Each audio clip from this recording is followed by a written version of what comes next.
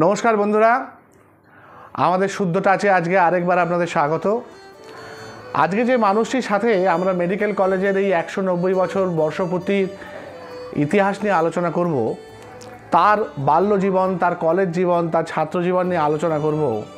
তিনি মেডিসিনের আর এক মহিরুহ। আমরা এর আগে আলোচনা করেছি ডক্টর মণিকুমার ছেত্রীর সাথে।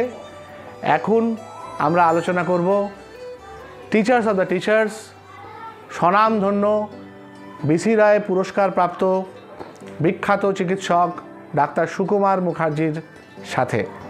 প্রফেসর সুকুমার মুখার্জি আজকে 88 বছর বয়স্ক একজন পশ্চিমবঙ্গের তথা ভারতবর্ষের অন্যতম বরিষ্ঠ মেডিসিন বিশেষজ্ঞ। আমি ওনার কাছ থেকে আজকে জানব ওনার কলেজ জীবন। উনিও মেডিকেল কলেজের প্রাক্তনী। ওনার সময়কার পড়াশোনা, ওনার সময়কার আন্ডার গ্র্যাজুয়েশন, পোস্ট গ্র্যাজুয়েশন, এইসব নিয়ে আজকে আমরা আলোচনা করব। চলুন চলে যাই ওনার বাড়িতে।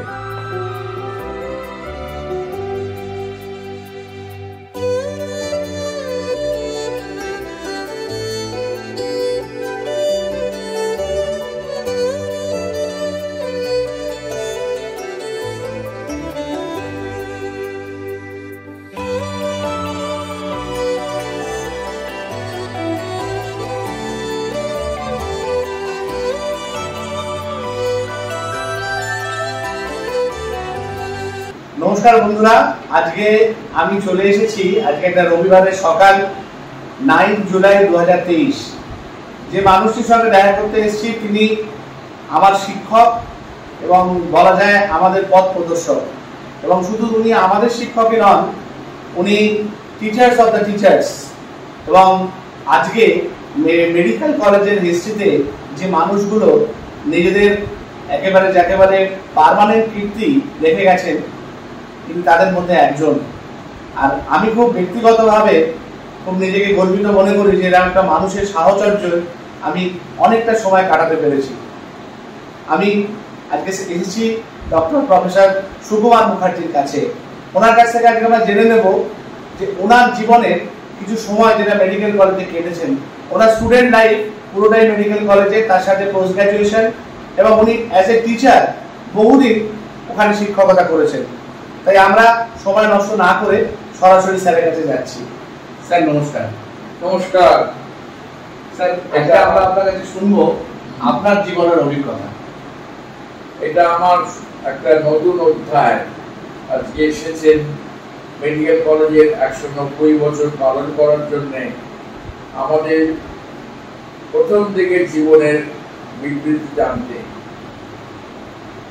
আমি ডক্টর সুকুমার মুখার্জি প্রথম মেডিকেল কলেজে ভর্তি হই 1954 সালে। আমার মনে পড়ছে টাইমটা বোধহয় জুন জুলাই হবে। আর আমি ইউনিভার্সিটি থেকে গ্র্যাজুয়েশন করি 1959 সালে। আমার প্রথম এমবিবিএস হচ্ছে 1956 সালে প্রথম এমবিবিএস এর আমাদের তখনকার দিনে যেটা ছিল first MBBS and final MBBS. The first MBBS টা আমরা 2 বছর পরে বেসিক সায়েন্সের উপর পরীক্ষা দিই। কি সাবজেক্ট ছিল স্যার তখন? তখন আমাদের অ্যানাটমি, ফিজিওলজি, বায়োকেমিস্ট্রি।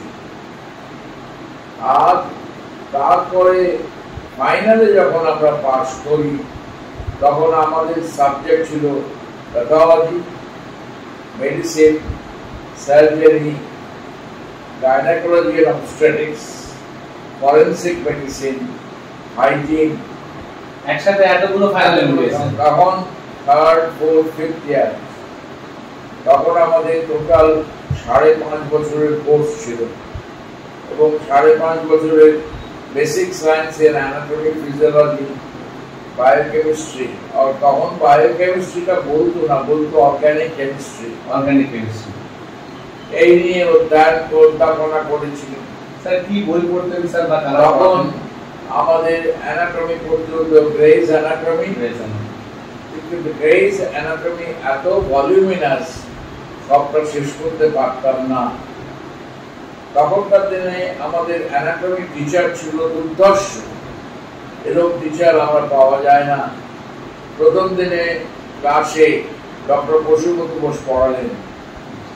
পশুপতি বোসের মুখের চেহারা দেখলে এত গাম্ভীর্যপূর্ণ আমাদের ভয় লাগতো, কিন্তু যখন ক্লাসে গেলাম উনি পড়ালেন, যে লোকটা অ্যানাটমি নিয়ে সারা জীবন কাটিয়ে দিয়েছে, যে লোকটাকে দেখলাম বোর্ডে, তখনকার দিনে অডিও ভিজুয়াল ছিল না, তখন বোর্ডে ছবি আঁকতেন দু হাতে, দু হাতে ছবি আঁকতেন, মানে ব্রেনের ছবি আঁকছেন দু হাতে, এইরকম পড়াশোনা। এবং আমার বলতে দ্বিধা নেই, অ্যানাটমি ক্লাসে তখন কিন্তু অন্য কলেজের ছাত্ররাও পড়তে আসতো, ওরা অ্যানাটমি পড়ানো বিখ্যাত। ওনার কাছে তখন সহকর্মী ছিলেন ডক্টর সমর মিত্র, প্রফেসর সমর মিত্র। আমরা প্র্যাকটিক্যাল করতাম, ডিসেকশন করতাম, নিজেরা ডেড বডি কাটতাম আর পরীক্ষা দিতাম। ডক্টর সমর মিত্র কিন্তু ওই গ্রেজ অ্যানাটমিটাকে অনেক পরিবর্তন করে ছোটর মধ্যে করলেন, এবং আমরা সমর মিত্র ক্লাস করতাম। আমার মনে আছে মির্জাপুর স্ট্রিটে ওনার একটা টিউটোরিয়াল ক্লাস ছিল, মাটিতে বসে পড়তাম। আচ্ছা, উনি অ্যানাটমি পড়াতেন আর ওখানে পশুপতি বোস পড়াতেন। আমাদের অ্যানাটমির দক্ষতা খুব বেড়ে গেছিল, ইন্টারেস্টও বেড়েছিল এই দুজন টিচারের জন্য।